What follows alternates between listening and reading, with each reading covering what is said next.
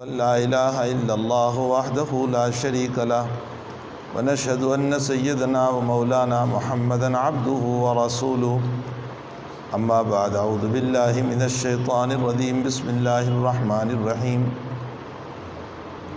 ان المسلمین والمسلمات والمؤمنین والمؤمنات والقانتین والقانتات والصادقین والصادقات والصابرین والصابرات والخاشعین والخاشعات والمتصدقین والمتصدقات والصائمین والصائمات والحافظین فروجهم والحافظات والذاکرین اللہ کثیرا والذاکرات اعد اللہ لهم مغفرتا واجرا عظیما وقال اللہ تبارک وتعالی ومن يعمل من الصالحات من ذکر او انثى وهو مؤمن فلنحيينه حیاتا طیبہ وَلَنَجْزِيَنَّهُمْ أَجْرَهُمْ بِأَحْسَنِ مَا كَانُوا يَعْمَلُونَ صدق اللہ العظیم۔ معزز مائیں، بہنیں اور بیٹیاں، جناب نبی کریم صلی اللہ علیہ وسلم سے حضرات صحابیات نے ایک درخواست کی تھی۔ بخاری شریف کتاب العلم کی روایت ہے کہ صحابیات نے یہ درخواست کی کہ اللہ کے نبی، یہ مرد ہم سے آگے جا رہے ہیں، یہ لوگ آپ کے ساتھ جہاد میں بھی شریک رہتے ہیں، یا آپ کے ساتھ نمازوں میں شریک رہتے ہیں، یا آپ کے ساتھ کتنے دین کے کام کرتے ہیں، اور ہم سب اپنے گھروں میں گھریلو کام کی وجہ سے نہ ہمیں اتنا علم مل رہا ہے اور نہ ہم زیادہ عبادت کر پاتے ہیں۔ ہم چاہتے ہیں کہ ہمیں بھی علم ملے، تو آپ ہمارے لیے بھی کچھ وقت کو فارغ کیجیے۔ یہ درخواست صحابیات نے نبی کی خدمت میں رکھی،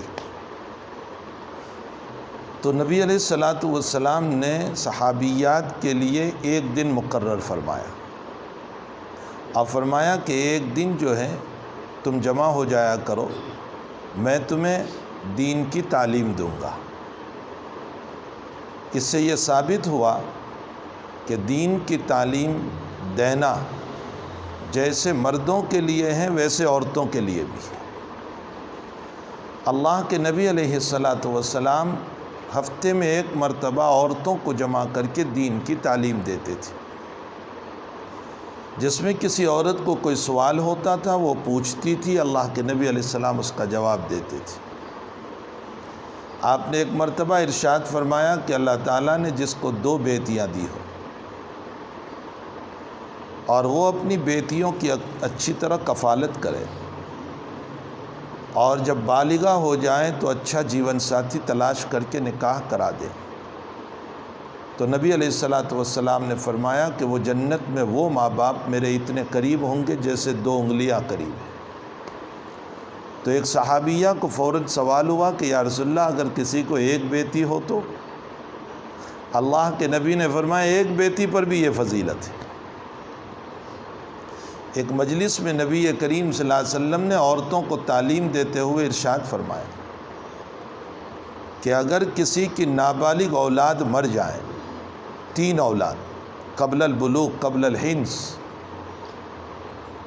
تو وہ قیامت کے دن ماں باپ کے لیے رہائی کا ذریعہ ہوگی، چھٹکارے کا ذریعہ بنے گی، نجات کا ذریعہ بنے گی، وہ ضد کر کے ماں باپ کو جنت میں لے جائے گی۔ تو ایک صحابیہ کھڑی ہو گئی اور پوچھا کہ یا رسول اللہ اگر کسی کی 2 بچے مر جائیں تو؟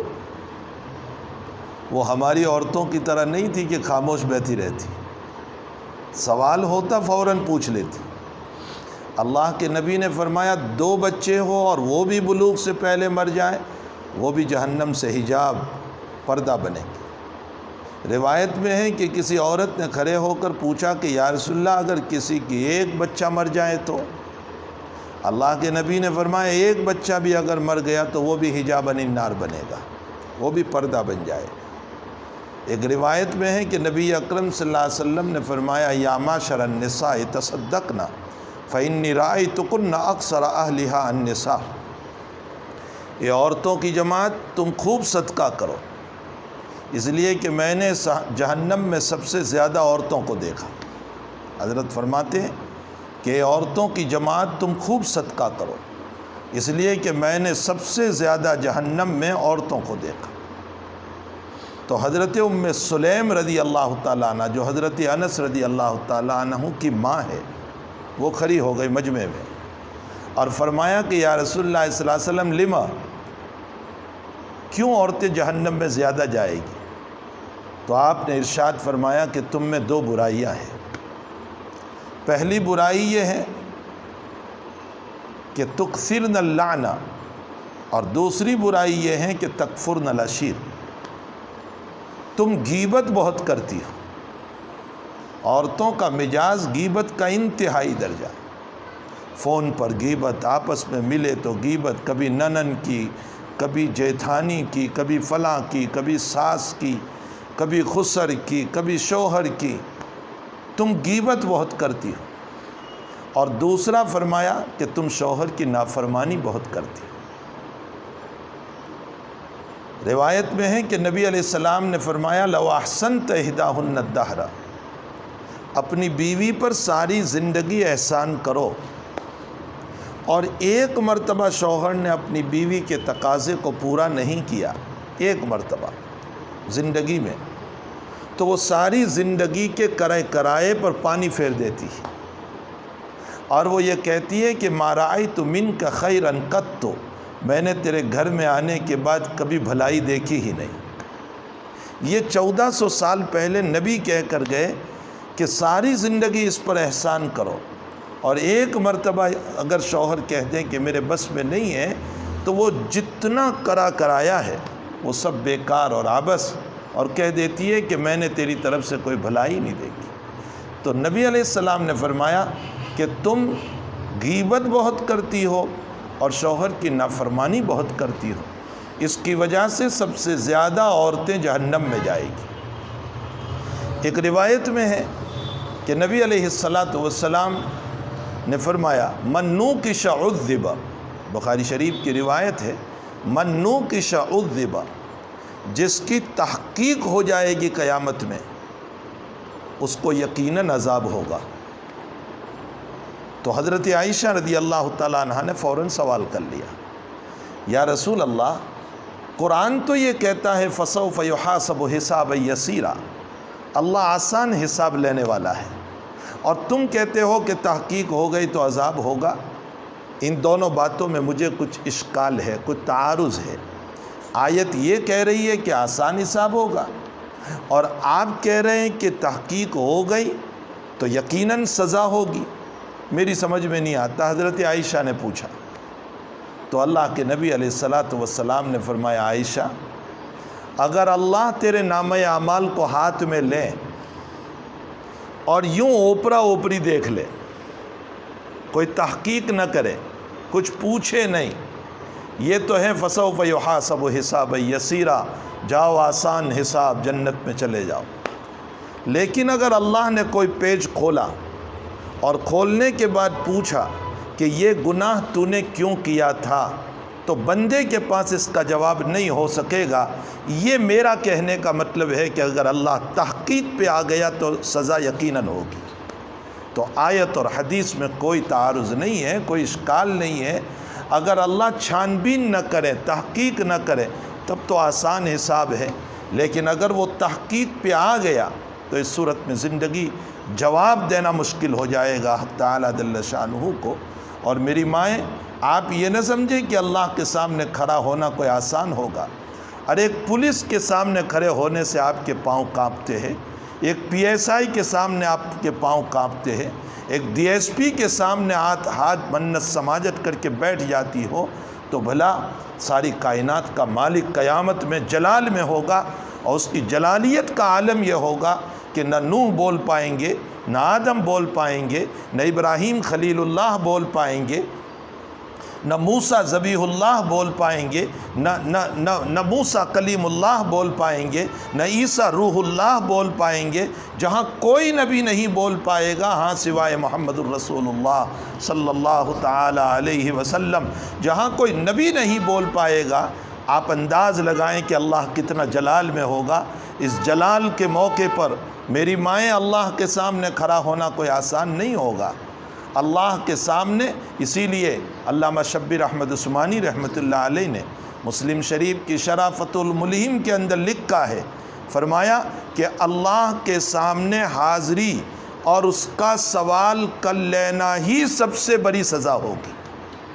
باقی سزائیں تو بہت بات کی، صرف وہ پوچھ لے کہ تو نے یہ کام کیوں کیا، یہی سب سے بڑی سزا ہوگی. اس لیے کہ اللہ کی دانت دپت کوئی معمولی نہیں ہوگی.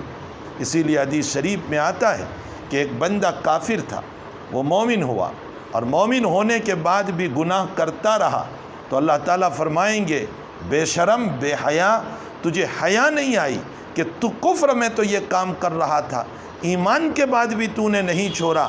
علامہ عثمانی فرماتے ہیں کہ اتنا سا لفظ دنیا کی لاکھوں سزاؤں سے زیادہ ہوگا، اس لیے کہ وہ اللہ کی دانت دپت ہے، وہ اللہ کے کلمات ہیں، اور اللہ کی آواز میں حدود نہیں ہے. میری مائیں خوب سنیں، اللہ کی آواز میں حدود نہیں ہے. حضرت جابر رضی اللہ تعالیٰ عنہ عبداللہ ابن انیس رضی اللہ تعالیٰ عنہ سے روایت نقل فرماتے ہیں، بخاری شریف میں ہے کہ اللہ جب بولے گا سمع من بعد کما یسمع من قرب، جیسے میری آواز آپ سن رہے ہیں، لاکھوں میل دور والے کو بھی اللہ کی آواز اتنی ہی پہنچ رہی ہوگی. یہ میری آواز میں حدود ہے کہ یہاں تک سن پاتے ہیں، دور والے نہیں سن پاتے، دور والے کم سنتے ہیں، اس سے آگے بالکل نہیں سنتے. انسان کی آواز میں حد ہے، اللہ کی آواز میں کوئی حد نہیں. قریب والے جتنا سنیں گے لاکھوں میل والے بھی اتنا ہی سنیں گے، اور جب لاکھوں میل والوں کو سنائی دے گا تو قریب والے جن کو اللہ اتنا پوچھ لے گا کہ بے حیا تو نے یہ کام کیوں کیا، کیا حال ہوگا اس وقت. اللہ تعالیٰ یہ ہماری حفاظت فرمائے. تو میری مائیں خیر میں یہ کہہ رہا تھا کہ نبی کریم صلی اللہ علیہ وسلم سے صحابیات نے یہ درخواست کی تھی کہ اللہ کے نبی ہمارے لیے کوئی وقت مقرر کیا جائے جس کے اندر آپ ہم کو تعلیم دیں، جس کے اندر آپ ہماری تربیت کریں. حتیٰ کہ اس موقع پر دین کو سکھانے کے لیے اللہ کے نبی علیہ الصلاۃ والسلام نے عورتوں کو عیدگاہ میں بھی بلایا تھا. روایتیں بھری پڑی ہے، جو میری مائیں اور بہنیں پڑھ رہی ہے، جو میری بچیاں پڑھ رہی ہے، وہ روایت پڑھے گی کہ آپ نے عیدگاہ میں بھی بلایا. تو کچھ عورتوں نے سوال کیا کہ اللہ کے رسول صلی اللہ علیہ وسلم ہمارے پاس یہ پردہ کرنے کے لیے چادر نہیں ہے تو ہم کیا کریں، نہ آویں عیدگاہ میں. حضرت نے فرمایا اپنی سہیلیوں سے بھیک مانگ کر آؤ، دوسری کے پاس سے چادر لے کر، دوپٹہ لے کر، اوڑھنی لے کر، لیکن تمہیں آنا ضروری ہے، پردہ کر کے آنا ہوگا اور مانگ کر کے آؤ. کیوں بلایا تھا؟ تعلیم دینا تھا. آپ نے جب خطبہ دیا عید کے دن، اور اس عید کے اندر آپ نے کچھ باتیں ذکر فرمائی، پھر آپ کو دل میں خیال آیا کہ عورتیں بہت پیچھے تھیں اور شاید میری آواز عورتوں تک پہنچی نہیں. تو حضرت منبر سے اترے، اور اترنے کے بعد عورتوں میں گئے، اور عورتوں میں جا کر پھر آپ نے بیان دیا، پھر آپ نے خطبہ دیا تعلیم کے لیے. اور اس تعلیم میں آپ نے ارشاد فرمایا یا معاشر النساء تصدقنا، یہ عورتوں تم خوب صدقہ کرو. پھر حضرت نے ان کی جو باتیں تھیں وہ بیان فرمائی کہ تم غیبت بہت کرتی ہو، تم فلاں کام بہت کرتی ہو، ان چیزوں سے باز آ جاؤ اور صدقہ کرو. جب حضرت نے صدقے کی ترغیب دی تو روایت میں ہے کہ حضرت بلال رضی اللہ تعالیٰ عنہ ساتھ تھے، اور بلال حضور پاک صلی اللہ علیہ وسلم کے سیکریٹری تھے. حضرت بلال جب بھی کسی کو دینا ہوتا تھا تو حضرت بلال ہی کو کہتے تھے بلال ان کو اتنا دے دو، ان کو اتنا دے دو، ان کو اتنا دے دو. تو بلال سیکریٹری تھے، حضرت بلال ساتھ تھے. تو حضرت بلال نے یوں کپڑا لیا، چادر لی، بعض روایتوں میں ہے کہ یوں دامن لیا، اور عورتوں میں گھومنے لگے. چونکہ حضرت نے ترغیب دی کہ صدقہ کرو، تو ہماری طرح ادھار کا مسئلہ نہیں تھا کہ آج صدقے کی ترغیب دے اور 2 مہینے کے بعد نکالے، جیسے ہمارا مزاج ہے. وہاں تو ادھر ترغیب اور ادھر فوراً عمل. تو حضرت بلال نے دیکھا کہ حضرت نے جب بیان دیا ہے تو عورتیں بے چین ہیں صدقہ دینے کے لیے، اس لیے چادر لی اور عورتوں میں گھومنے لگی۔ روایت میں ہے بخاری شریف میں، کسی نے کان میں سونے کی بالی پہنی تھی نکال کر ڈال دی، کسی نے ناک کی نتی پہنی تھی نکال کر ڈال دی، کسی نے گلے میں چین پہنی تھی نکال کر ڈال دی۔ جس کے پاس جو سونا تھا یا جو چاندی تھی وہ ساری عورتوں نے ڈال دیا اور حضرت کی خدمت میں لے کر کے آئے۔ نبی کریم صلی اللہ علیہ وسلم نے اس موقع پر فرمایا صدقہ بلاؤں کو دور کرتا ہے۔ آج کل کے حالات میں بھی لوگ پوچھتے ہیں کہ بڑے حالات ہیں کیا کریں۔ میرے بھائیوں اور میری بہنوں، اس وقت جو حالات ہیں، ان حالات میں جہاں ہم ترکیبیں اپنا رہے ہیں، جہاں ہم جلسے جلوس کر رہے ہیں، جہاں ہم جو ہیں جمع ہو کر کے بیانات دے رہے ہیں، وہاں پر ہمیں سب سے بڑا کام میری ماں یہ کرنا ہے کہ ہمیں رجوع اللہ، اللہ کی طرف رجوع ہونے کی ضرورت ہے۔ لا الہ الا انت سبحانک انی کنت من الظالمین خوب پڑھنے کی ضرورت ہے۔ شیخ الاسلام ابن تیمیہ رحمۃ اللہ علیہ نے ایک رسالہ لکھا، سنیں میری مائیں، ابن تیمیہ نے صرف اس آیت کی تفسیر پر ایک پوری کتاب لکھی، اور اس کتاب کا نام ہے تفسیر آیت الکریمہ لا الہ الا انت سبحانک انی کنت من الظالمین۔ اس تفسیر میں لکھا ہے کہ حضرت یونس علیہ السلام جب مچھلی کے پیٹ میں چلے گئے تو مچھلی کا اندھیرا، سمندر کا اندھیرا، رات کا اندھیرا، اندھیروں پر اندھیرا، اللہ نے الہام فرمایا یونس کے مچھلی کے پیٹ میں کہ لا الہ الا انت سبحانک انی کنت من الظالمین کو خوب پڑھو۔ حضرت یونس مچھلی کے پیٹ میں پڑھنے لگے اور خوب پڑھنے لگے۔ اللہ تعالیٰ نے مچھلی کو حکم دیا چل کنارے کی طرف اور نکال دے یونس کو۔ حضرت یونس کو نکالا۔ روایتوں میں ہے کہ حضرت یونس کی ساری چمڑی گرمی کی وجہ سے نکل چکی تھی، اس لیے کہ مچھلی کے اندر کی جو گرمی تھی، ہوا کا مسئلہ تھا، ساری چمڑی حضرت کی نکل چکی تھی۔ رب کریم نے وہاں کدو کا بیل پیدا کر دیا، دودھی جس کو ہم بولتے، کدو کا بیل پیدا کر دیا۔ وہ بیل کے نیچے حضرت یونس علیہ السلام رہے، اور کدو کے بیل کی خاصیت ہے کہ اس پر مکھیاں نہیں بیٹھتی، تاکہ آپ پر مکھیاں نہ بیٹھیں، اور وہ بیل پھیل گیا آپ کے بدن پر، اور جب وہ لگتا رہا تو اللہ نے آپ کی چمڑی کو دوبارہ لوٹا دیا۔ قرآن کہہ رہا ہے لَلَبِثَ فِي بَطْنِهِ إِلَى يَوْمِ يُبْعَثُونَ، اگر یونس میری اس آیت کو نہ پڑھتا تو میں قیامت تک مچھلی کے پیٹ سے نہ نکالتا، اِلَى يَوْمِ يُبْعَثُونَ، میں قیامت تک اندر ہی رہنے دیتا۔ میری مائیں، شیخ الاسلام ابن تیمیہ نے لکھا ہے کہ اس آیت کو پڑھنے کی وجہ سے اگر حضرت یونس کو مچھلی کے پیٹ سے نجات مل سکتی ہے تو محمد صلی اللہ علیہ وسلم کی امت اگر اس آیت کو روزانہ پڑھے گی تو اللہ مصیبتوں کے پیٹ سے نجات عطا فرما دے گی، اللہ مصیبتوں کو کھول دے گا۔ لوگ کہتے ہیں کیا کریں، جو کرنے کا کام ہے وہ تو کر نہیں رہے ہیں، کہ مسجدوں میں بیٹھ کر جمع ہو کر اس تسبیح کو سب مل کر کے پڑھیں، لا الہ الا انت سبحانک۔ عورتیں اپنے گھروں میں پڑھیں، مرد مسجدوں میں جمع ہو ایک نماز کے بعد، اور سارے مل کر کے اس تسبیح کو پڑھیں، اور پڑھ کر کے اللہ سے دعا کریں کہ اے مقلب القلوب اور اے مصرف القلوب، اے دلوں کے پھیرنے والے، تو ان کے دلوں کو پھیر دے، تاکہ اللہ تو ان کو انصاف کی توفیق دے اور صحیح راہ دکھا دے ان کو۔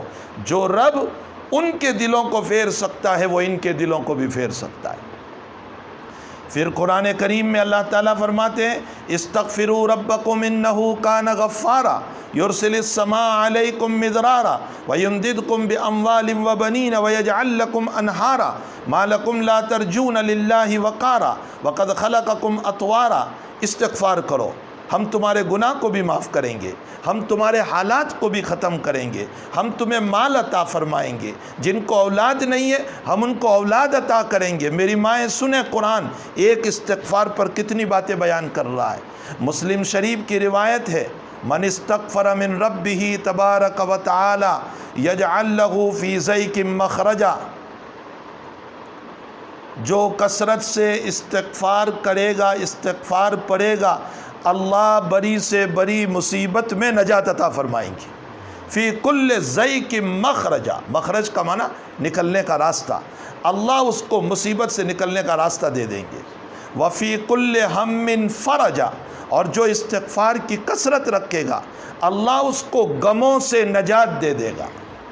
صوفیہ پریشان نہیں ہوتے، بزرگان دین پریشان نہیں ہوتے، لوگ کہتے ہیں ان کو کوئی پریشانی ہی نہیں، کہاں ہوگی؟ وہ دن میں ہزاروں مرتبہ استغفار پڑھتے ہیں، ان کو پریشانی کہاں ہوگی؟ وفی کل ہم فرجا، اور اللہ تعالیٰ ہر غم کے اندر نکلنے کا راستہ پیدا کرے گا۔ وَيَرْزُقْهُ مِنْ حَيْثُ لَا يَحْتَسِبُ، اور استغفار کرو گی میری مائیں تو اللہ ایسی جگہ سے رزق دے گا تم کو، تمہارے شوہر کو، تمہارے باپ کو، تمہارے گھر والوں کو، جہاں سے خواب و خیال بھی نہیں ہوگا۔ وَيَرْزُقْهُ مِنْ حَيْثُ لَا يَحْتَسِبُ، جہاں سے پتہ بھی نہیں ہوگا، ایسی جگہ سے اللہ تعالیٰ رزق عطا فرمائیں گے۔ یہ استغفار کے فضائل ہیں۔ میری مائیں، آپ کو گھر میں بیٹھ کر استغفار کرنا چاہیے، رات دن استغفار پڑھنا چاہیے۔ مردوں کو چاہیے کہ ہر نماز کے بعد 100 مرتبہ استغفار کریں اور ان حالات کے لیے دعا کریں، اور مطمئن نہ بیٹھے کہ میرا کیا بگڑے گا۔ ارے بھائی، جس نے نبی کی امت کی فکر نہیں کی وہ محمدی نہیں ہو سکتا ہے۔ اگر میرے کاغذات اپنی جگہ مسلم، میرے بھائی کا بھی تو مسئلہ ہوگا، اس کی بھی تو پریشانی ہوگی۔ جو امت کی فکروں کے لیے استغفار پڑھے گا، جو امت کی فکروں کے لیے لا الہ الا انت پڑھے گا، میں سمجھتا ہوں کہ انشاءاللہ تعالی حق تعالی ان آیات کی برکتوں سے اللہ مصائب سے نجات عطا فرمائے گا۔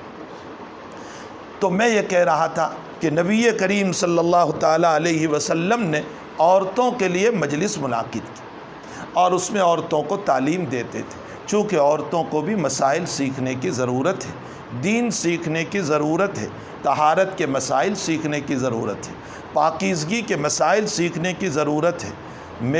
میرے پاس ابھی ایک صاحب آئے تھے جو زندگی لگائے ہوئے ہیں جماعت میں، عالم آدمی، وہ مجھے کہنے لگے کہ مولانا ہم مستورات کی جماعت میں گجرات کے ایک علاقے میں چلے، میں نام نہیں لیتا کس علاقے میں وہ گئے، گجرات کے ایک علاقے میں گئے اور ہماری مستورات عورتوں میں گئی تو عورتوں کو وضو کے فرائض کا پتہ نہیں ہے، کیا فرض ہے اس کا پتہ نہیں، غسل کے فرائض کا پتہ نہیں ہے۔ میں سمجھتا ہوں یہاں اتنا بڑا مجمع ہے، کتنی عورتیں ہوگی جن کو غسل کے فرائض کا پتہ نہیں ہوگا۔ صابن فرض نہیں ہے، پانی فرض جو ہے، صابن اور توالیہ فرض نہیں ہے۔ جو فرائض ہے وضو کے وہ یہ ہیں کہ ہم کلی کریں 3 مرتبہ، جو فرائض ہیں وہ یہ ہیں کہ ہم ناک میں پانی ڈالیں 3 مرتبہ، جو فرائض ہیں وہ یہ ہیں کہ ہم پورے بدن پر پانی بہائیں۔ یہ وضو کے 3 فرائض ہیں، چاہے صابن نہ ہو، چاہے توالیہ نہ ہو۔ اللہ کے نبی علیہ السلام تو تکلف بھی نہیں کرتے تھے۔ یہ حضرات علماء یہاں بیٹھے ہیں، آپ ان سے پوچھئے، ایک مرتبہ ام سلمہ نے آپ کو توال پیش کیا، حضرت نے فرمایا لا حاجت لی، مجھے ضرورت نہیں ہے۔ تو حضرت، اس کا یہ مطلب نہیں ہے کہ توال استعمال نہیں کر سکتے، توال کر سکتے ہیں، لیکن حضرت نے امت کو تعلیم دی کہ یہ کوئی تکلف کی چیز نہیں ہے، مل جائیں تو کرو، نہ ملے تو کوئی حرج نہیں۔ اور حضرت نے اس لیے بھی نہیں کیا تھا کہ وہ اصل میں گرم ملک، وہاں ذرا پانی بدن پر رہے تو ٹھنڈک لگتی ہے، اس لیے بھی آپ نے توال استعمال نہیں کیا تھا۔ تو بہرحال ہماری کتنی بہنوں کو، بیٹیوں کو وضو کے فرائض کا پتہ نہیں، غسل کے فرائض کا پتہ نہیں، وضو کے سنن کا پتہ نہیں، غسل کی سنتوں کا پتہ نہیں۔ اور فرض غسل کے اندر جو ہوتا ہے فرض غسل، عمومی طور پر حیض والا غسل، نفاس والا غسل، ہماری مائیں اور بہنیں وہ چیزیں لازم قرار دیتی ہے جو شریعت میں نہیں ہے۔ جب نفاس سے پاک ہوتی ہے تو کہتی ہے فلاں درخت کا مسواک چاہیے، فلاں درخت کا مسواک چاہیے، 3-4 قسم کے مسواکوں کو جمع کرتی ہے۔ کون سی حدیث میں آیا؟ ایسی کون سی روایت میں آیا کہ ان درختوں کے مسواک کو کرنے سے نفاس کے غسل سے ہم پاک ہوں گے؟ قطعاً نہیں۔ جو عام فرض غسل کے فرائض ہے وہی نفاس کے بھی فرائض ہیں کہ کلی کرو، ناک میں پانی ڈالو اور پورے بدن پر پانی بہاؤ، اور اگر بدن پر کسی جگہ خون کا دھبا ہے تو اس خون کے دھبے کو صاف کر لو۔ صحابہ کے زمانے میں صابن نہیں تھا تو اس زمانے میں مٹی کے ذریعے سے صاف کرتے تھے۔ صحابہ کے زمانے میں صابن نہیں تھا تو گھاس لیتے تھے اور گھاس کو رگڑ کر بدن کو صاف کر لیتے تھے۔ ہمارے زمانے میں ماشاءاللہ صابن ہے، اپنے بدن پر صابن استعمال کر لیں، لیکن صابن کا استعمال کرنا بھی فرض نہیں ہے۔ نفاس کے فرائض جو غسل کے فرائض ہے کہ کلی کرو، ناک میں پانی ڈالو اور پورے بدن پر پانی بہاؤ، اور خون کا دھبا ہو اسے صاف کر لو، یہ غسل کے فرائض ہیں۔ ہماری بہو بیٹیاں اس سے ناواقف۔ وضو کے فرائض ہیں، اس سے بہو بیٹیاں ناواقف۔ بہو بیٹیوں کی بات چھوڑو، وہ جو صاحب آئے تھے انہوں نے مجھ کو یہ کہا کہ میں جماعت میں چلا، جن کی زندگی جماعت میں کھپی ہے، وہ کہتے ہیں ہم جماعت میں چلے تو ہمارے ساتھ ایک مدرسے کے 2 فاضل طلبہ تھے جو فارغ شدہ تھے۔ ہم نے ان سے پوچھا تو ان کو بھی غسل کے فرائض معلوم نہیں۔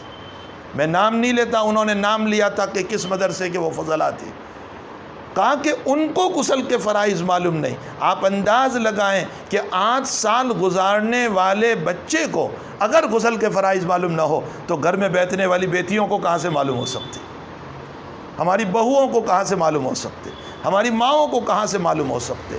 تو حقیقت یہ ہے کہ یہ فرض، اور جب میری مائیں یہ فرض ادا نہیں ہوا، آپ نے کلی نہیں کی، ناک میں پانی نہیں ڈالا، پورے بدن پر پانی نہیں بہایا، بالوں کی جڑوں تک پانی نہیں پہنچایا تو غسل نہیں ہوا۔ جب غسل نہیں ہوا تو نماز نہیں ہوئی، جب نماز نہیں ہوئی تو ساری زندگی کی ہماری زندگی بغیر نماز کی جا رہی ہے۔ وضو کے فرائض موتے موتے ہیں کہ پورا چہرہ دھوو اس طرح پر کہ سر کے بال سے لے کر داڑھی کے نیچے تک، اور ایک کان کے لو سے دوسرے کان کی لو تک، دونوں ہاتھ کو کوہنیوں کے اوپر تک دھو لو، سر کا مسح کر لو پورے سر کا، اور دونوں پاؤں کو ٹخنوں سے اوپر تک دھو لو۔ یہ موتے سے 4 فرائض وضو کے ہیں۔ اگر یہ فرائض عورت کو نہیں معلوم اور حصہ کوڑا رہ گیا کچھ نہ کچھ، 2 بال کے برابر بھی اگر کوڑا رہ گیا، وضو نہیں ہوا، اور جب وضو نہیں ہوا تو نماز نہیں ہوئی، ساری زندگی بغیر نماز کے ہماری جا رہی ہے۔ نماز پڑھتے ہوئے بھی نماز نہیں ہماری۔ اس لیے میری مائیں، ہمارے لیے تعلیم فرض عین ہے، ضرورت کی تعلیم فرض عین ہے۔ جیسے مردوں کے لیے ضرورت کی تعلیم فرض عین ہے۔ ضرورت کی تعلیم کا مطلب جس کا تعلق ہماری زندگی سے، نماز کا تعلق ہماری زندگی سے، نماز کے مسائل کو سیکھنا فرض عین ہے۔ روزے کا تعلق میری زندگی سے ہے، روزے کے مسائل کو سیکھنا فرض عین ہے۔ حج اور زکوٰۃ مالداری کی بنیاد پر میرے اوپر ہے، مجھے اس کے مسائل کو سیکھنا فرض عین ہے۔ وضو کے مسائل کو سیکھنا میرے لیے فرض عین ہے۔ ضرورت کے مسائل کو سیکھنا فرض عین ہے، اور اگر یہ فرض عین مسائل کو نہیں سیکھا تو ہماری زندگی بلا نماز، بلا وضو، بلا زکوٰۃ، بلا حج اور بلا روزے کے جا رہی ہے، جس کا نتیجہ یہ ہوتا ہے کہ 70 سال زندگی کے باوجود اللہ ہم سے راضی نہیں ہوا۔ ایسی زندگی سے میری مائیں کیا فائدہ؟ ازواج مطہرات کو آپ دیکھو، صحابیات عورتوں کو دیکھو کہ وہ کس طرح نبی کے پاس علم حاصل کرنے جاتی تھی، ایک ایک مسئلے کو لے کر جاتی تھی، ایک ایک مسئلے کو لے کر۔ اس وقت نہیں ہے، ورنہ وہ صحابیات کے میں ہزاروں واقعات سناتے۔ ایک مرتبہ ایک صحابیہ رضی اللہ تعالیٰ عنہ نبی علیہ السلام کے پاس آئی، یا رسول اللہ صلی اللہ علیہ وسلم، حیض کے بعد پاک ہونے کا طریقہ کیا ہے؟ حضرت نے وضو کا طریقہ بتایا، اور اس کے بعد اس نے پوچھا نفاس کے بعد پاک ہونے کا طریقہ کیا ہے، یعنی بچے کی ولادت کے بعد جو خون آتا ہے اس کے بند ہو جانے کے بعد پاک ہونے کا طریقہ۔ حضرت نے اس کا طریقہ بتاتے ہوئے ایک لفظ بڑھایا، وَتَطَحَّرِي، خُذِي فِرْسَةً مُمَسَّقَةً وَتَطَحَّرِي، کپڑا لے لے اور پاکیزگی حاصل کر۔ تو وہ پوچھنے لگی حضرت کیسے؟ اب یہ شرم کا مسئلہ تھا، حضرت کیسے سمجھاتے؟ تو حضرت نے پھر وہی جملہ دوہرا دیا، خودی فرصتی ممسقتاً فرصتم ممسقتاً وتطہری، کپڑا لے لے پاکی حاصل کر لے۔ پھر وہ کہنے لگی کیسے یا رسول اللہ؟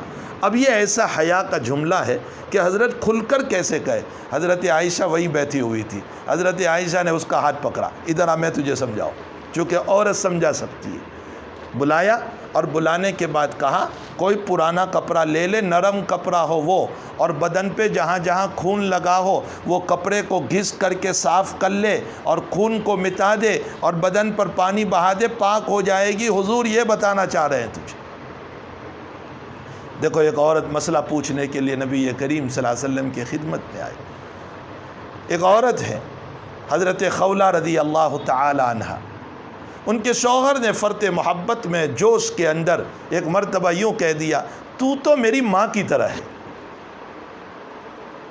اب اگر کوئی اس طرح اپنی بیوی کو کہہ دے صفات کے اعتبار سے کہ میری ماں کی طرح ہے، اس کو شریعت میں زہار کہا جاتا ہے۔ خولہ رضی اللہ تعالی عنہ فوراً پردہ لیا، نبی کی خدمت میں حاضر ہو گئے۔ یا رسول اللہ صلی اللہ علیہ وسلم، میرے شوہر نے مجھ کو اس طرح کی بات کہی، اب مسئلہ کیا ہے؟ حضرت نے فرمایا میرے قرآن میں کوئی مسئلہ نہیں آیا اس کا، اور عرب میں اگر اس طرح کی کوئی بات کرتا ہے تو عرب میں طلاق سمجھی جاتی ہے، جا تجھے طلاق ہو گئی۔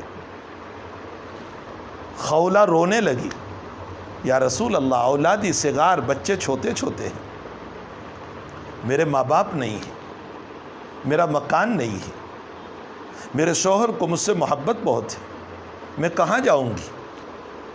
کوئی راستہ آپ مجھے بتائیں۔ آپ تو طلاق کا فیصلہ کر رہے ہیں، آپ فدیہ دلا دیں، آپ اس کے بدلے میں کفارہ دلا دیں، لیکن طلاق کا فیصلہ نہ کریں۔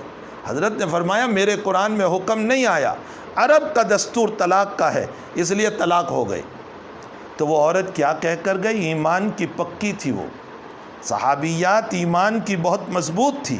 نبی علیہ السلام کو کیا کہہ کر گئی؟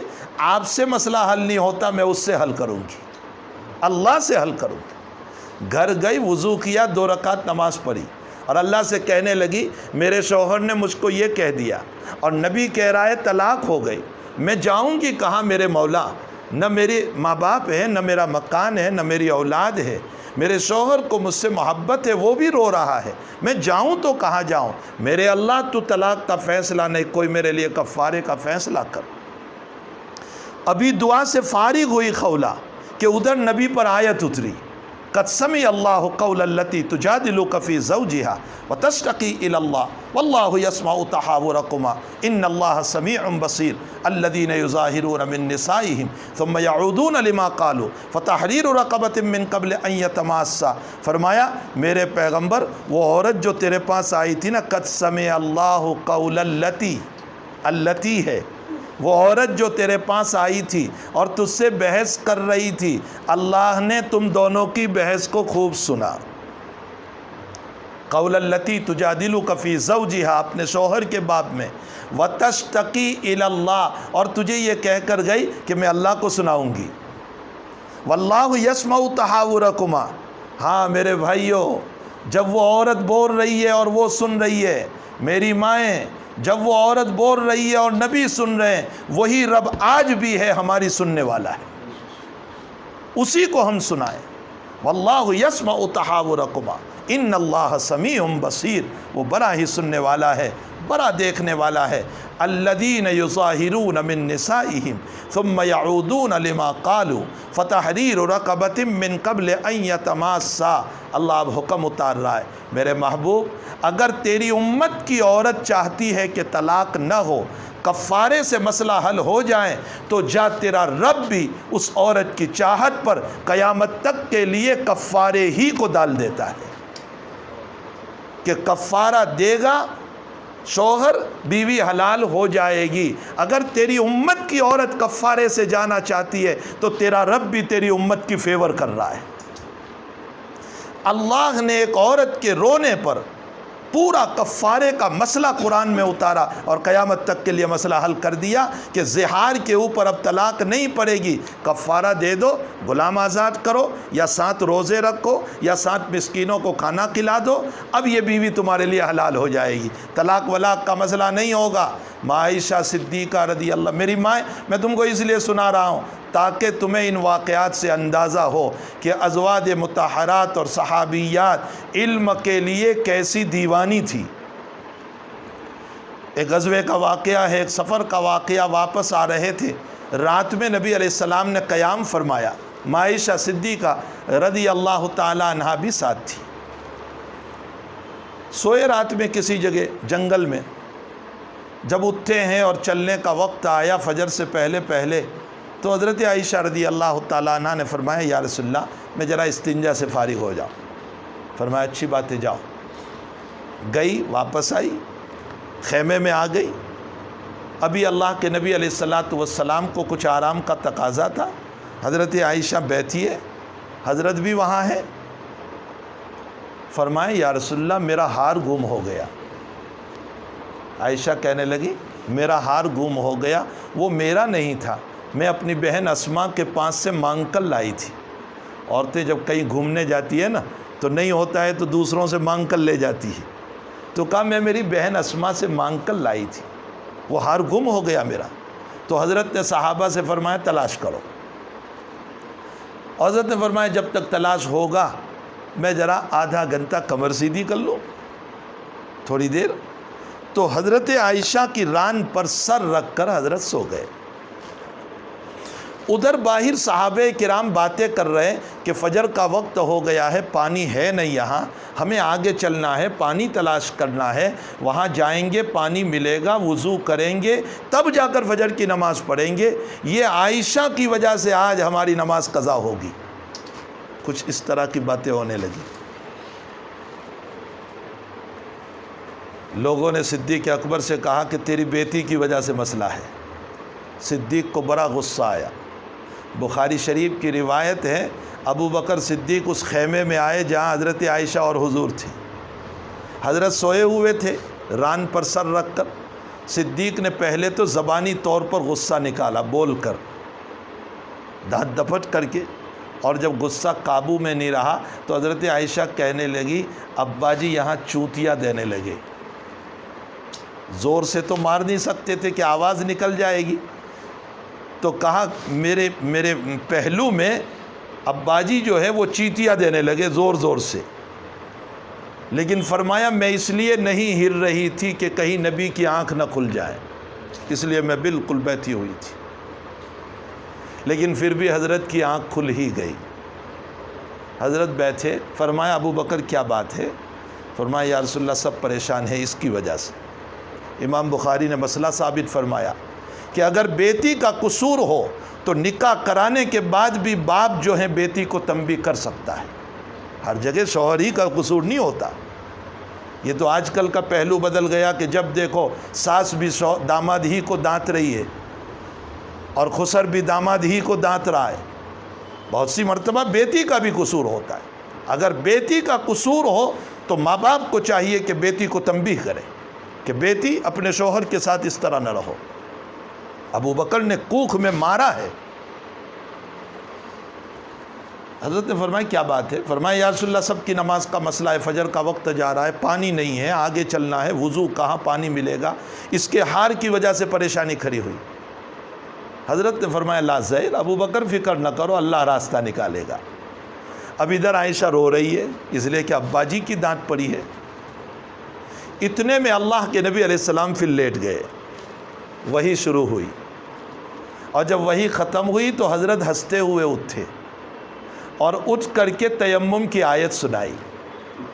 اللہ تعالیٰ نے اسی وقت تیمم کی آیت اتاری کہ اگر پانی نہ ملے فَإِن لَّمْ تَجِدُوا مَاءً فَتَيَمَّمُوا صَعِيدًا طَيِّبًا، زمین پر ہاتھ مار کر تیمم کر لینا، میں تمہاری تیمم والی نماز بھی قبول کر لوں گا۔ اللہ کے نبی علیہ السلام نے فرمایا میری امت کے لیے مسئلہ حل ہو گیا، اگر پانی نہ ملے تو تیمم کر کے نماز پڑھ لو، حضرت اسید ابن حضیر دوڑتے دوڑتے مبارکبادی دینے آئے ابو بکر کو اور فرمایا ابو بکر تیری بیٹی کی وجہ سے امت کا مسئلہ حل ہو گیا۔ لو ابھی تانا دے رہے تھے ابو بکر کو، اور جب آیت اتری تو کہنے لگے کہ تیری بیٹی کی وجہ سے مسئلہ حل ہو گیا، مبارک ہو مبارک ہو۔ ہمارے حضرت شیخ زکریا فرماتے ہیں کہ ابھی تانا دے رہے تھے اور ابھی جب سہولت آ گئی تو مبارکبادی دینے لگ گئے۔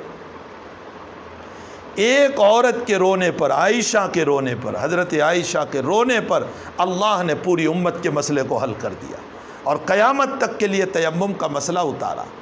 صحابہ نے وہی تیمم کیا، فجر کی نماز پڑھی۔ نماز پڑھنے کے بعد حضرت نے فرمایا چلو اب چلو، ہار تو ملا نہیں ابھی، چلو۔ جب چلنے لگے تو اونٹنی جو وہاں بیٹھی تھی نبی علیہ السلام کی، اس کو جب اٹھائی تو اسی کے نیچے ہار تھا۔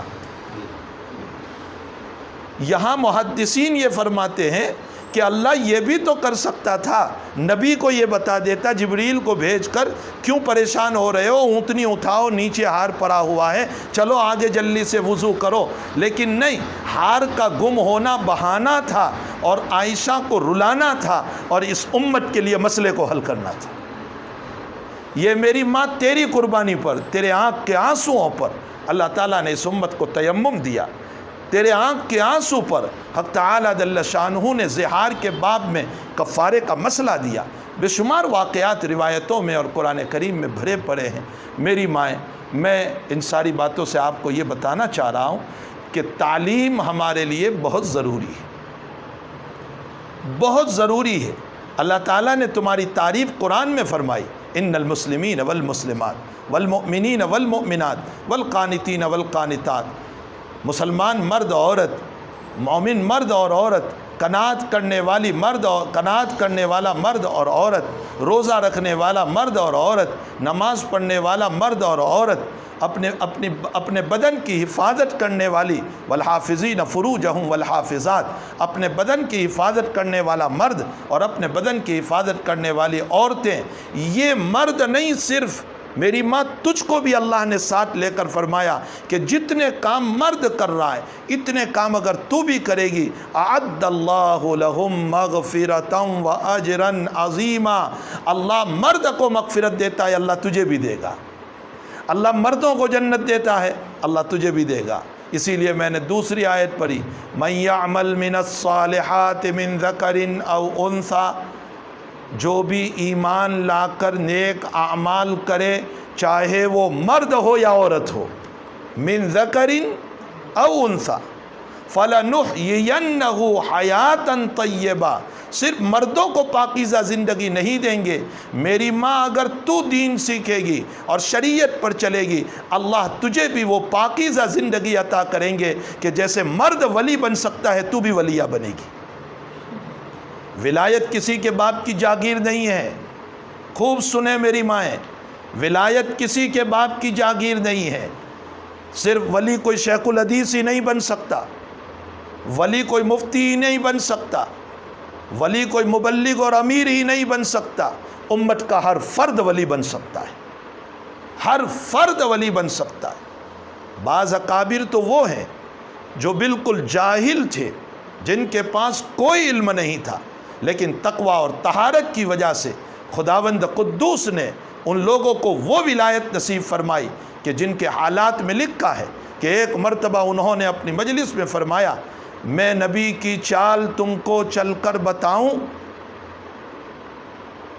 فرمایا، حالانکہ وہ عالم نہیں تھے، میں نبی کی چال تم کو چل کر بتاؤں؟ سارے مجمع نے کہا حضرت بتائیے۔ وہ اٹھے اور 2 قدم چلے ہیں کہ پورا مجمع بے ہوش ہو گیا، دیکھ نہیں پایا نبی کی چال کو۔ جب نبی کے غلاموں کے غلاموں کے غلاموں کا یہ حال ہے تو نبی کی صفتوں کا کیا حال ہوگا؟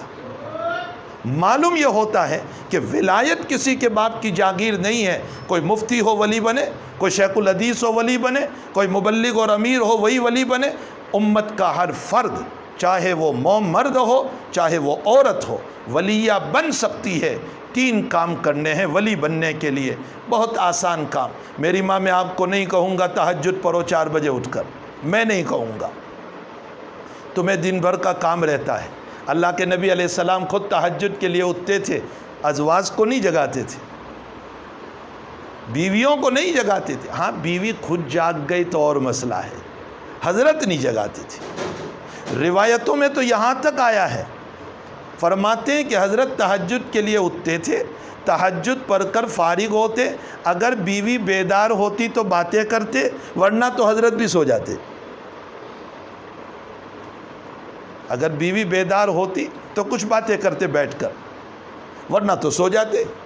یہاں تک کہ بلال بلانے آتے کہ حضرت فجر کا وقت ہو گیا، تو حضرت 2 رکعت نفل پڑھتے سنت، اور پھر مسجد میں تشریف لے جاتے۔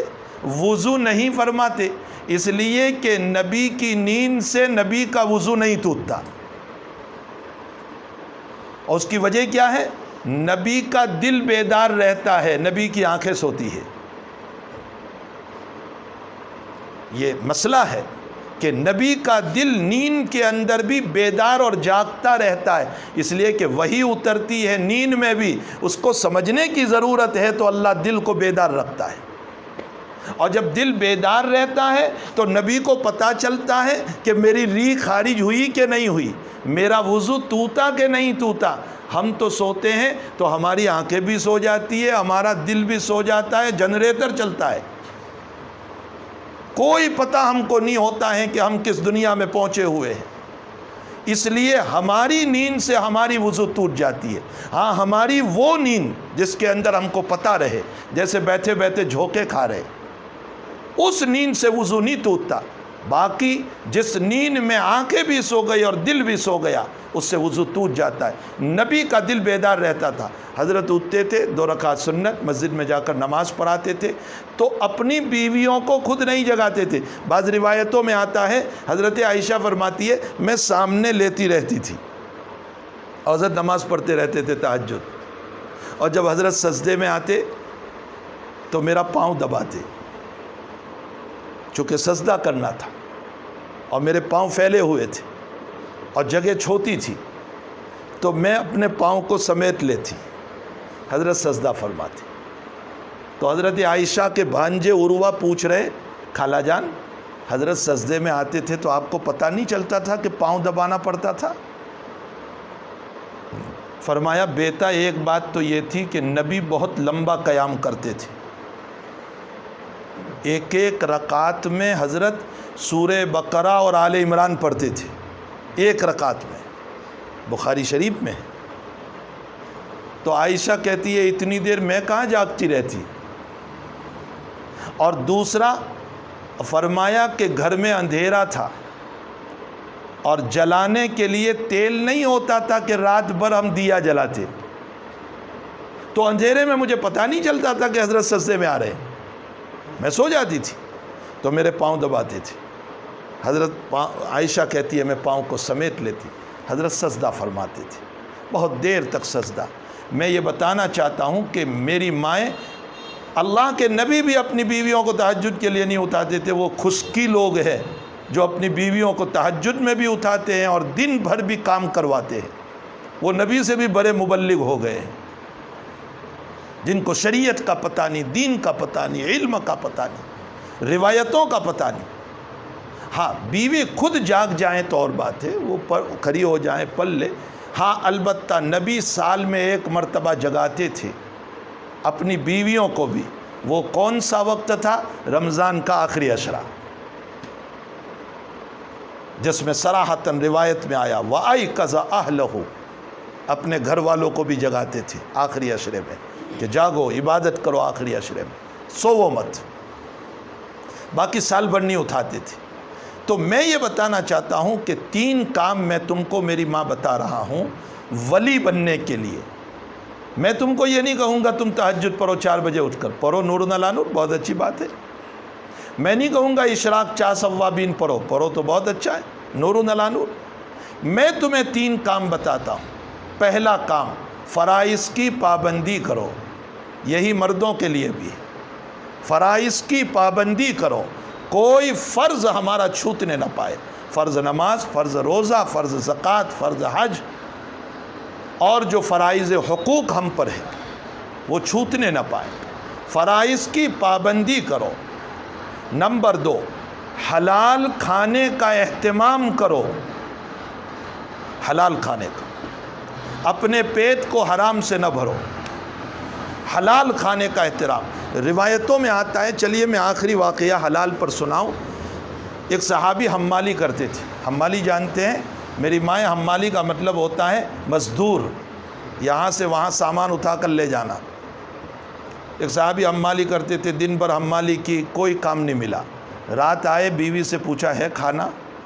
بیوی نے کہا میں تو انتظار میں تھی کہ تم کچھ لے کر آتے، گھر میں کچھ نہیں۔ اللہ اکبر! لیکن میری مائیں، ان صحابہ نے اور ان صحابیات نے غریبی کے باوجود اللہ کو راضی کیا۔ آج ہمارے پاس دولت ہوتے ہوئے بھی ہم اللہ کو راضی نہیں کر پا رہے، غریبی میں راضی کیا۔ دوسرے دن صبح کو وہ صحابی نکلے، عورت دروازے تک رخصت کرنے گئی، یہ سنت ہے۔ جب ہمارے وہاں عورتیں سوئی ہوتی ہے، بیچارہ شوہر نکلتا ہے تو عورت سوئی ہوئی ہوتی ہے، دروازے تک رخصت کرنا اپنے شوہر کو سنت ہے۔ سلام کیا، الوداع کہا، جاؤ، دعا دے کر روانہ کیا۔ شام ہوئی، گھر آئے، کہا کھانا ہے؟ فرمایا میں تو انتظار میں تھی، تم کچھ لے کر آؤ گے، کچھ نہیں ہے گھر میں۔ تو 2 دن بھوک کے ہو گئے۔ تیسرے دن صبح پھر یہ صحابی جا رہے ہیں، کام نہیں مل رہا ہے، تو بیوی کیا کہہ رہی ہے تیسرے دن؟ سنو ایک بات، 2 دن سے تم بھی بھوکے ہو، میں بھی بھوکی ہوں۔ حضرات صحابہ کا مجاز الید العلیٰ تھا، الید السفلیٰ نہیں تھا۔ اللہ، وہ غریب تھے لیکن دینے والے تھے، مانگنے والے نہیں تھے۔ یہ صحابہ کا مجاز تھا۔ تیسرے دن بیوی کہنے لگی تم بھی بھوکے ہو، میں بھی بھوکی ہوں، 2 دن ہو گئے ہیں، آج بھی اگر کام نہ ملے تو نہ ملے، حرام کی روزی لے کر گھر میں نہ آنا میری محبت میں، یہ نہ سوچنا کہ میری بیوی بھوکی ہے چلو کچھ حرام کا لے کر کے جاؤں، میں تیسرے دن بھی بھوکی رہوں گی لیکن حرام کا لقمہ میرے پیٹ میں نہیں جانے دوں گی۔ میری ماں، حلال کا اہتمام کرو، حلال کا اہتمام، فرائض کی پابندی، حلال کا اہتمام، اور نمبر 3 زبان کی حفاظت، غیبت سے، برائیوں سے، نفرت کی باتوں سے، حسد کی باتوں سے اپنی زبان کی حفاظت کرو۔ اگر تم یہ 3 کام کرو گی انشاءاللہ تعالی اللہ تمہیں ولایت نصیب فرما دے گی۔ بہت آسان کام ہے۔ اللہ تعالیٰ تعلیم کی طرف توجہ کرنے کی ہم سب کو توفیق عطا فرمائے۔ میں نے سنا کہ یہاں مدرسہ چل رہا ہے اور مفتی امتیاز صاحب اور ان کے رفقا سب محنت کر رہے ہیں اس مدرسے کو چلانے میں، اور کتنی بچیاں ہیں؟ 150 کے قریب بچیاں ہیں، حالانکہ ویراول میں ہزاروں بچیاں ہوگی۔ آخر وہ بچیاں دین کب سیکھے گی؟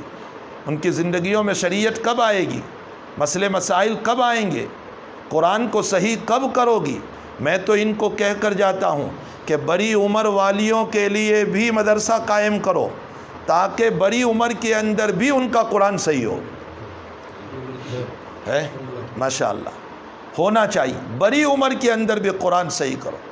میں ایک مرتبہ ایک جلسے میں گیا، میرے سامنے بڑی عمر کے لوگ قرآن ختم کرنے بیٹھے، آپ مرد تعجب کرو گے، ایک 75 سال کے بڈھے تھے، وہ حافظ قرآن ہوئے اور میرے سامنے آخری سبق سنایا۔ تو میں نے بڑے میاں کا سبق پورا ہونے کے بعد کہا کہ آپ تو میرے باپ کی عمر کے ہیں، آپ کو ابھی کیا شوق ہوا حافظ بننے کا؟ تو کہا مول صاحب مجھے شوق ہوا کہ میں حافظ بنوں۔ میں نے کہا کتنے سال میں آپ نے پورا کیا؟ تو کہا 8 سال میں 8 سال میں حافظ ہوا۔ ماشاءاللہ، میں نے کہا بہت اچھی بات ہے۔ 6 مہینے کے بعد پھر اسی بستی میں میرا بیان تھا، تو میں نے پوچھا کہ وہ بڑے میاں جو حافظ قرآن بنے تھے وہ کہاں ہیں، میں ملاقات کروں ان سے؟ تو فرمایا کہ وہ اس جلسے کے 3 مہینے کے بعد انتقال کر گئے اور قرآن سینے میں لے کر گئے، اور ان کے انتقال کے تیسرے دن ایک ساتھ 4 آدمیوں نے خواب دیکھا، اور ایک ہی طرح کا خواب دیکھا کہ پھول بچھے ہوئے ہیں، بڑے میاں قرآن لے کر بیٹھے ہوئے ہیں، ایک ہی طرح کا خواب 4 آدمی۔ اور بخاری نے ثابت کیا ہے کہ اگر ایک طرح کا خواب دیکھے تو وہ خواب سچا ہے۔ تو چاروں نے خواب دیکھنے والوں نے پوچھا کہ برے میاں یہ کیا ہے؟ فرمایا اللہ نے مجھ کو یہ کہہ کر جنت دی کہ تو نے تیرے بڑھاپے میں میرے کلام کی عزت کی ہے، میں تجھے عزت کر کے جنت دیتا ہوں۔ بڑی عمر والوں کا قرآن صحیح کراؤ، بڑی عمر کی عورتوں کا قرآن صحیح کرو۔ باقی میری مائیں اپنی بیٹیوں کو، اپنی بچیوں کو اس مدرسے میں بھیجو تاکہ یہ دین کے ضروری مسائل کو سیکھے، پاکی ناپاکی کے مسائل، نماز و طہارت کے مسائل، شریعت کے مسائل، دین کو سیکھنے والی بنے۔ اللہ جل شانہ اس مدرسے کو دین دوگنی رات چوگنی ترقیوں سے مالا مال فرمائے۔ وصلی اللہ علی النبی الکریم، الحمدللہ رب العالمین، والعاقبۃ للمتقین، والصلاۃ والسلام علی سید الانبیاء والمرسلین وعلی آلہ وصحبہ اجمعین۔ اے اللہ اس مدرسے کو خوب ترقی عطا فرما، ان میں پڑھنے والیوں کو بھی خوب ترقی عطا فرما، پڑھانے والوں کو بھی اخلاص عطا فرما، ہم سب کو للہیت کے ساتھ کام کرنے کی توفیق عطا فرما۔ اللہ یہاں کے معلمین کو قبول فرما، یہاں کے متعلمین کو قبول فرما، یہاں کی متعلمات کو قبول فرما، یہاں کے منتظمین کو قبول فرما، یہاں معاونت اور تعاون کرنے والوں کو قبول فرما۔ اے اللہ اخلاص کی نظر سے دیکھنے والوں کو قبول فرما، محبت کی نظر سے دیکھنے والوں کو قبول فرما۔ ان میں پڑھنے والی بچیوں کو علوم نافعہ عطا فرما، علوم ضارہ سے حفاظت فرما۔ ہم سب کو اپنی اولادوں کی تربیت کی فکر عطا فرما، ہماری اولادوں کی زندگی کو خوشگوار بنا، ہماری بچیوں کو پاکیزہ زندگی عطا فرما، طہارت والی زندگی عطا فرما، تیری رضا والی زندگی عطا فرما۔ اے اللہ بیماروں کو شفا عطا فرما، مرحومین کی مغفرت فرما۔ اے اللہ اس بستی پر تیری خصوصی رحمت نازل فرما، بلاؤں وباؤں سے اس بستی کی اور اس بستی کے مسلمانوں کی حفاظت فرما۔ اے اللہ ناگہانی آفات و ایکسیڈنٹ سے اس بستی کی اور بستی کے مسلمانوں کی حفاظت فرما۔ اے اللہ لوگوں کے مکاروں سے، مکاروں کے مکر سے اور لوگوں کے گندے اندرونی بگاڑ سے اے اللہ مسلمانوں کی پوری حفاظت فرما۔ اللہ جو مانگا اپنے فضل سے عطا فرما، نہیں مانگا اپنے فضل سے نصیب فرما۔ ہماری دعاؤں کو اپنے فضل و کرم سے قبول فرما۔ وصلی اللہ علی النبی الکریم برحمتک یا ارحم الراحمین۔